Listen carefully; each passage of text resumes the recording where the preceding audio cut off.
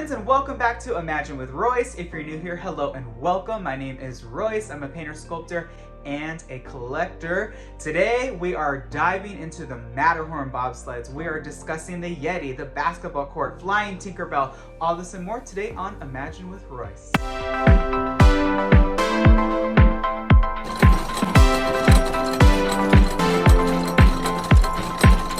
Matterhorn Bobsled obviously is the tallest peak at the Disneyland Resort. It's unique to Disney because this is the only location that you can find this attraction. It was not an opening day attraction. It was put in, I believe, in 1959.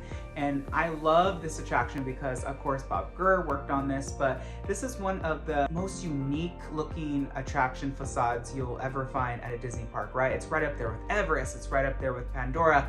It is iconic. It's unique. You know the silhouette. And for me, it's very personal because I remember when I was a kid and I was waiting in line, I think I was like 9 years old. This was my first introduction into Imagineering. Let me explain. I met Imagineer who was right in front of me in the line, and he was telling me all about, the secrets and stuff, because I remember being a kid watching Imagineer that on the Disney Channel, and he was telling me, yeah, it's sinking, the Matterhorn's sinking, and we're gonna have to take it all down and rebuild it. So when I started in 2015, 2016, and I actually was able to ask a few ADs at Imagineering, is that true? And then I walked into the model shop and I saw a model of the Matterhorn. It's true, it's sinking. However, I don't believe that's going to be taken apart. I think that they are rebuilding it piece by piece. So obviously you've seen a couple of, breakages here and there. That's because it's sinking. I guess the foundation itself isn't that strong, and it's just constantly been sinking since it's been built. It's very heavy, and of course they are constantly adding things to it. So who's to say how it'll look in, I don't know, 10, 15 years. Hopefully it's still there, but let's dive into this beautiful attraction. For me, this attraction inspired me and helped me get my job at Disney. So anybody that wants to be an Imagineer at Disney, listen up, because this helped me. I built the Matterhorn in my backyard.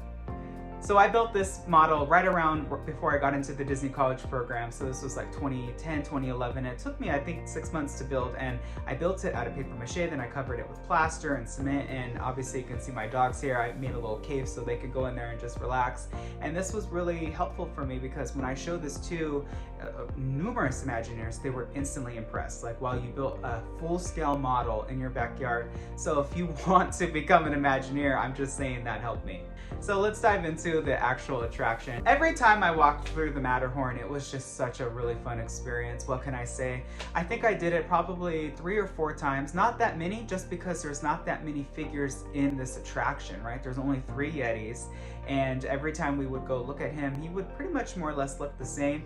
The thing is, with a figure that has nothing but fur on him and he is exposed to the elements, it needs to be changed regularly, combed, and of course cleaned. So that was kind of like our main thing. I would every now and then check on his hands, and I would paint his hands because a lot of times the Matterhorn cast members sit next to him or touch him when they're technically not supposed to, and he needed to look show ready. So that's kind of like my main thing that I did with this particular Yeti. But walking through the attraction, I have such a fun story. So once upon a time in a faraway land, me and my mentor raced through the attraction. Yes, we went to the center Yeti, the first figure that is definitely the most animated, that kind of jolts out at you when you pass by him. And we said, okay, let's see who can get to the finish line first. So we parted ways and we're running through the Matterhorn at like 3 a.m. And it was really both exciting and scary because when you're alone at the park at 3 a.m. and you walk through dark tunnels and all of a sudden you see this Yeti emerge with this scary light and his eyes are glowing red. It was truly scary, but it was just such a fun experience. I remember racing, and then after we met in the middle, we did show checks. Of course, we were working. There is a little door that opens right behind both the Yetis that you see on either track A or track B. So I'm sure everybody is wondering, okay, is there or isn't there a basketball court? What's the deal? So I'm gonna tell you, you take this little elevator. I mean, gosh, it probably fits 5, and we're in there like sardines, right? But when you get there, yes, there is a half court up there. More or less, it's just a basketball hoop on a beam. There is, I think, it was like 2017 the last time I was up there. There was like you know, a yellow square painted to make it look like a court. But there is a hoop up there, and I guess back in the day, they used to let the cast members shoot hoops, which, I mean, how amazing is that, right? What a neat pastime. But I did sign my name up there, and I signed it as a Jungle Cruise skipper way back in the day. I think that was like 2012, 2013. So it was really neat for me to go back up there and sign my name again somewhere else. So what else is up there, right? So there is a dressing room, because of course we all know Tinkerbell flies, so this is kind of where she gets ready. So there's this little room in the corner. If you open the door, you see her head in there and her wings and her costume. Actually, I didn't see her costume. I saw her wand, her wings, and her head, and they were just chilling, you know, and ready for action. And then you see this gigantic motor. It's probably the size of a car, I'm not even kidding you.